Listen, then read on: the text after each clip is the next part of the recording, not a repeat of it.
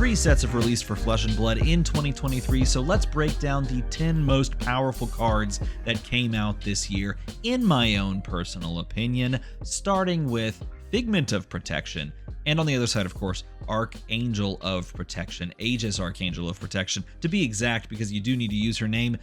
Not only is it one of the most powerful cards that came out this year, but it is also perhaps the most beautiful card in the game, or at the very least that came out this year. Leave a comment down below if you disagree with me. You're wrong, but that's okay. Leave a comment. Let me know which card is more beautiful than this one in the Marvel form. There's no right answer except this card. Why is it powerful though? Well, it's literally like the reason you might go out of your way to play the new Prism. It's one of the cards that gives you the reasoning or the ability to play that hero right now, simply because it can give you so much extra life. Yes, it's one of the Archangels. It does have 4 ward available to you, but the fact that it can create spectral shields when it comes in, and then 2 when it attacks, is quite powerful. This is the starting point, in my opinion, for building any version of Prism period end of story. Iris, you start with this. Aggro, you start with this. This is the card that defines the deck in a lot of respects. It's like the glue that holds it together. Also, though, a double-sided card that is one of the 10 most powerful cards is Blasmafet Levia Consumed and Levia Redeemed. Why is this double-sided card one of the most powerful in the game? Well, it literally allows Levia to avoid her own death condition that is built onto her card. And a card that is printed that single-handedly makes you not die to your own effects should fall on this list. Because let's be honest, Levia with this is not the same as Levia without it. Period, end of story. This is basically just a shadow version of this card. It's like both of the decks, in my opinion, start with those respective cards and then go from there. It is just quintessential Levia at this point, in my opinion. But let's go off the beaten path a little bit. You probably wouldn't have picked Infecting Shot to be on this list, but I'll tell you right now, this card is one of the best cards to come out of Outsiders for every Ranger ever. Anytime a Ranger gets printed from now on, Infecting Shot is included. This is a 1-for-7 arrow. Period, end of story.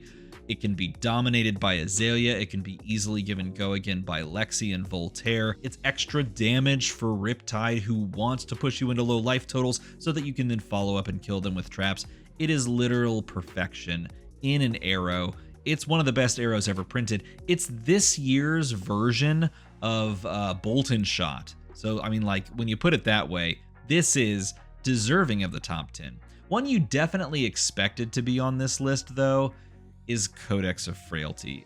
Everyone knew this card would be on this list. This is perhaps the most powerful card they printed this year, just single-handedly the most. So I'm not going to bury the lead. Look, I wasn't going to put this last and say, is it on the list? Duh. I mean, this is probably the most powerful card they put on the list. And the fact that it's both playable by Assassins and Rangers makes it all the more flexible, because now all Rangers and all Assassins can put this in the deck and run with it. It's one of the reasons why I think having a card like this at this power level is actually good for a lot of heroes, good for the game in a lot of respects, because a lot of heroes can dip into this, and a lot will be able to going forward.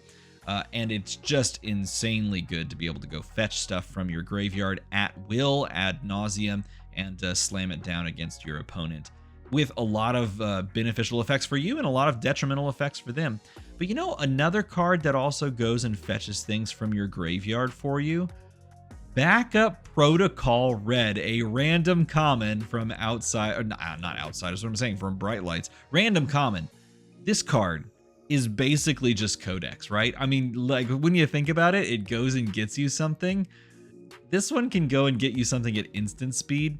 This one makes you like discard if you have cards in hand, but also gives you a ponder, so it replaces itself and the card it maybe discards. This can go and get it at instant speed, and you can do weird, cool things with all the different backup protocols.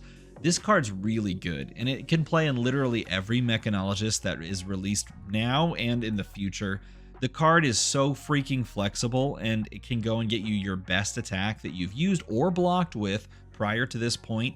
It's a windmill slam, and I bet you a lot of people wouldn't put this on there, but for me, this is a slam dunk of a card. I think it's insane. Premeditate is one of those cards you probably expected to be on this list as well, and from now on, we'll probably just kind of ping pong back and forth between cards I think you would have expected and cards I definitely think you won't expect, but Premeditate, one of those that you do expect. It's basically Ponder Run. It gives you a ponder, and it buffs something that you play from your arsenal.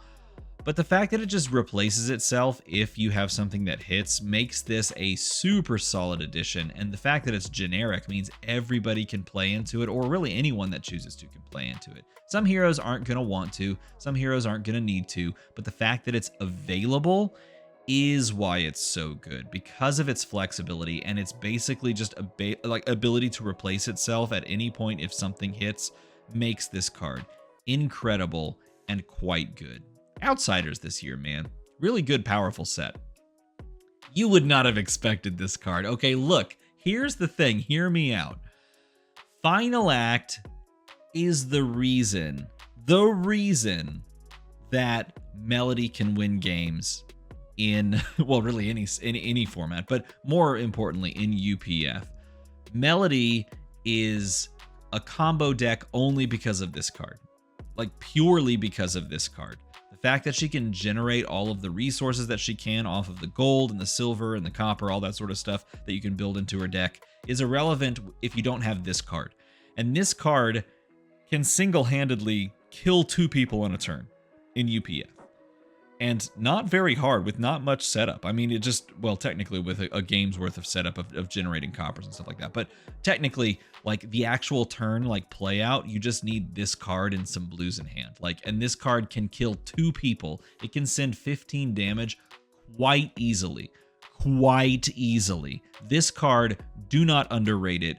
If and when you play Ultimate Pit Fight multiplayer Flesh and Blood, if there's a Melody at the table, just keep that in mind. Keep that in mind that this card can deal 15 damage twice on a turn. Just remember that. Warmonger's Diplomacy is one of those cards you would have also expected to be on this list, and let's be honest, any card that can almost single-handedly delete a hero from existence in a competitive metagame should make the list, and this is one of those cards. Making your opponent choose either war or peace can break certain decks, can break certain deck constructions, and if they have not constructed their deck accordingly, this is a card. This is definitely a card. And funnily enough, this is such a an influential card that it creates metagame states that people either predict this card will be heavily played or predict that this card will not be heavily played, and that prediction of whether this card will be in lists or not is what's affecting what someone brings to a tournament and what a tournament like Meta shapes out to be. And we've seen that already happen multiple times at multiple Battle Hardens and the Realm Rumble to some degree. This card, yeah, it's a good card. That's a good one right there. And speaking of good cards, you may not have thought about it, but Twin Drive at the time was probably the best card that came out of I don't know if I can say the best card that came out of EVO. I mean, Bright Lights had many good cards, and this is perhaps the best one, definitely in the top 2, I would say.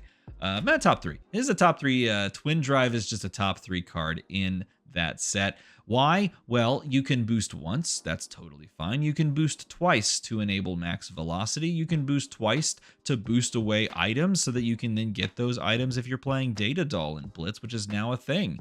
It single-handedly enables that. You can boost twice on a high octane turn to enable more pistol shots or to enable more shots of the symbiosis shot. It fits in. You can boost twice to try and boost Evos out to play Teklevossen if you want to play Teklevossen.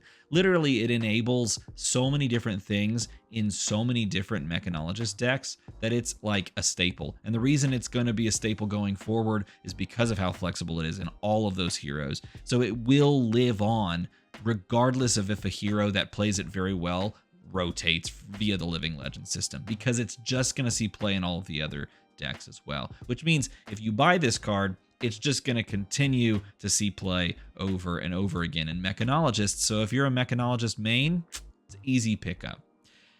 Why I struggle to say it's not the best card or is the best card in Bright Lights is because this card also wants to claim that title. Tome of Imperial Flame is the card we're going to end on. Whether or not it's the best card that was released this year, you tell me in a comment below. Out of these 10, tell me which one you think is the best card that was released this year.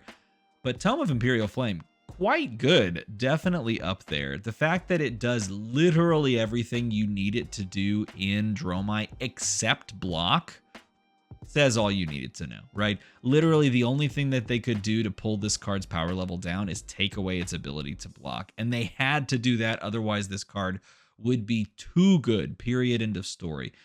It also forces you to become a royal, yes, I know, but even that's not a bad thing in Dromai. Like, that's a benefit in a lot of respects because it gives you access to a gold. So there are so many good things about this card. It's a blue and a red only deck, like when you think about it that way. It enables super wide turns. It gets you Ash. I mean, it literally does everything you possibly need it to do for you to just windmill slam it in the deck. And you have to have very real, palpable reasons to take it out of your deck if you're playing Dromai from now until the moment Dromai rotates. And that is the essence of a powerful card. So tell me if I missed any cards from this year as we reflect on the year of 2023. By the way, if you want to see some reflections on the year and what has transpired over the past year, check out the video over there and make this number go slightly higher, because then a 5 appears.